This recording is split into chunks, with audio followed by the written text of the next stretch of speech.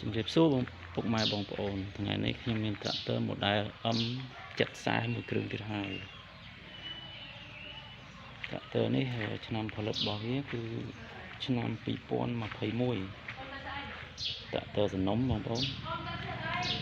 សំណុំស៊ីនត្រាក់ទ័រណា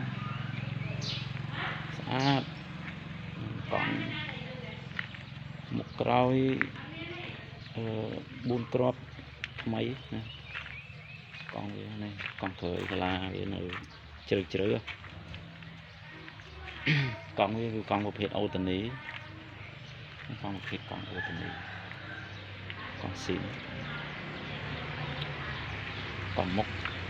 ក៏ប្រភេទកង់អូតូនីដូចគ្នាដែរ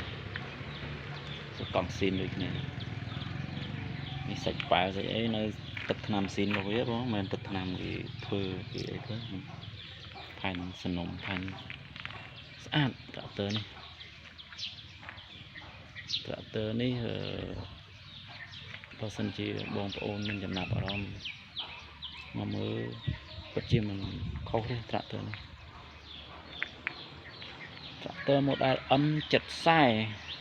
ស៊េរីឆ្នាំ2021ហើយនឹងគល់របស់វាគឺផា6ស្លឹកផាវានៅខ្ទង់ 80% ដែរ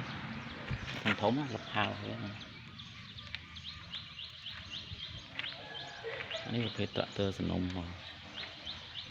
ស្អាតត្រាក់ទ័រនេះ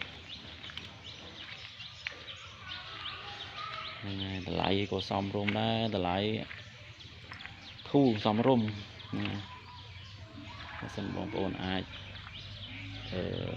មានចំណាប់អារម្មណ៍តាក់ទងមកបានតាមរយៈទូរស័ព្ទនៅលើកញ្ចក់